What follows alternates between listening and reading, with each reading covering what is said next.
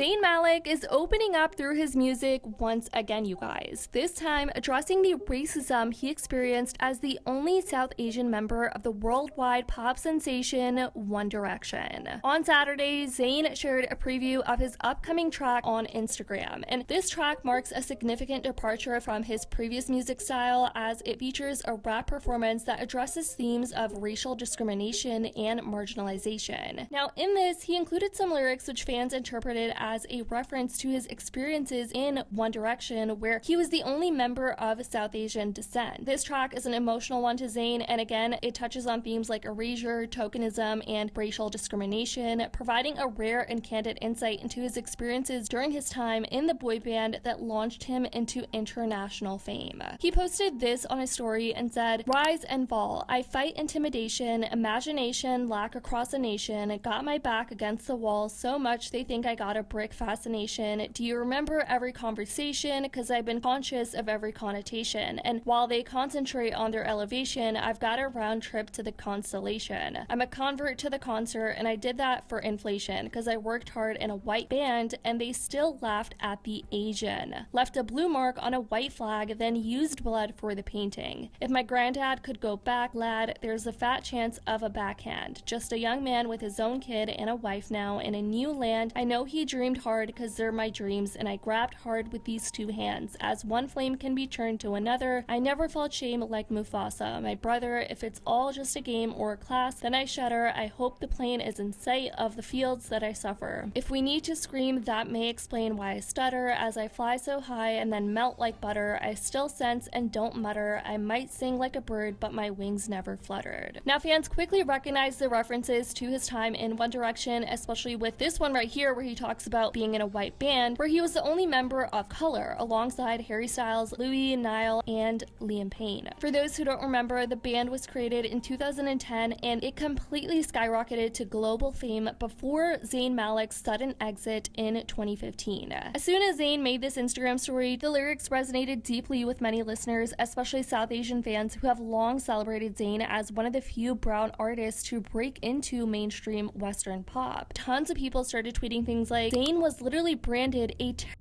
at 17. He tweeted a simple Arabic prayer and got called a jihadi. He posted Eid Mubarak, which for those who don't know, Eid is a holiday in Islam, and white fans told him to stop pushing Islam. He was constantly exoticized, only praised when he looked less brown, mocked when he looked too Muslim. I'm so proud of Zayn for publicly acknowledging the racism/Islamophobia he's faced, specifically from what must have been an extremely isolating experience as the only people of color in a white band full of unsupportive bandmates who never defended him." The way some people have reacted to Zayn's song just proves his point. The fact that the white boy band line upsets you more than the racism and Islamophobia Zayn had to deal with is absolutely crazy. Everybody who says Zayn didn't face racism in the 1D days needs to shut the F up. My man was getting dragged left and right just because he was Muslim. Don't get me started or I'll lose it. He has every right to talk about his experience, and he is not shading anyone. Come on.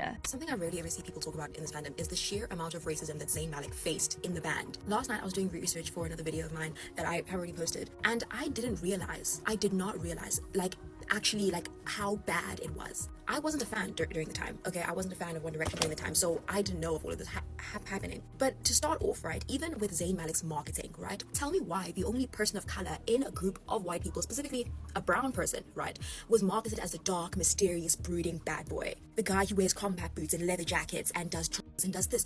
Why couldn't Zayn Malik be marketed as a shy one? Why wasn't Harry Styles marketed as a bad boy? He wasn't very loud during interviews. And Zayn has even expressed that at the start he was like, oh, okay, cool, you know, I like a cute leather jacket, I like a combat boot, you know, but over time he said that it started to make him feel uncomfortable, right? Do you guys remember, I don't remember this obviously, but I found out about how Zayn Malik did 9/11 was put on the internet. That became a thing, right? Zayn Malik did 9/11. People were outright calling him a terrorist, okay, because of the color of his skin, which prompted him to wear a shirt that literally said, I am not a terrorist.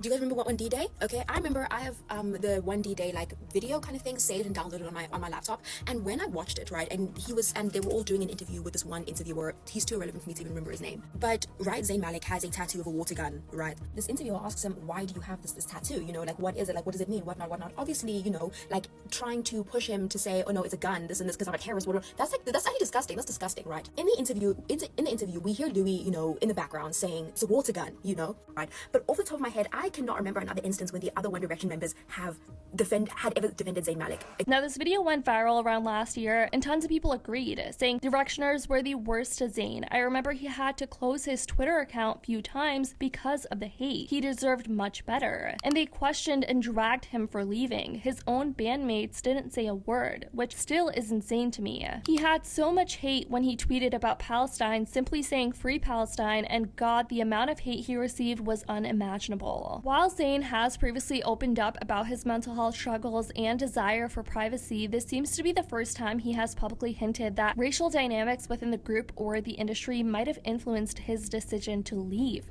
I just feel like I've grown up so much in the last like 6 years, like matured as a person, into myself. I've learned a lot of things in life, and the main thing I've learned is just not to take things too seriously, not to overthink things, you know, just be yourself, be as honest as you can.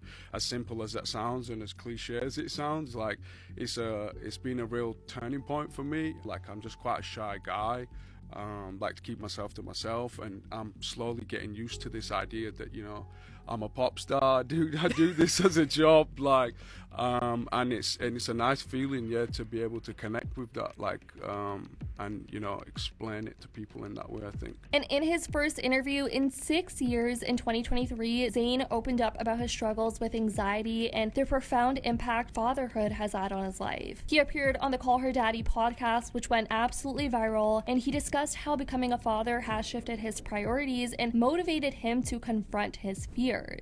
Anxiety, for me, I've learned is a feeling that now has a word, you know, and I feel like for generations human beings have felt it and not really even been able to put, you know, the finger on what it is, but we overcome it, you know, and certain things in life can change your perspective on them things. And I think for me, like, since I've had my daughter and since she was born, like, the main thing in my mind is like trying to be a good example to her, like in terms of, you know, I can do things and I can achieve things and I can overcome things and you can do this too, and to let things like, you know, a feeling stop you from doing that after having a child feels like a really small thing. Like I feel like I've like had to step up, you know, as a man, or just, you know, as a person, and be this example to her that doesn't succumb to these feelings. That's why I'm even doing this interview, you know, like I used to get a lot of anxiety around like having a conversation, like that's what's been going on with Zayn Malik, you guys, and him calling out the racism after all these years and people sticking up for him for this. Do you guys remember any of this back when One Direction was popular, where Zayn was the one getting targeted the most? Let me know if you guys remember. Let me know your thoughts on him speaking out and how people are reacting. I love you guys so much, and as always, I'll see y'all in the next video.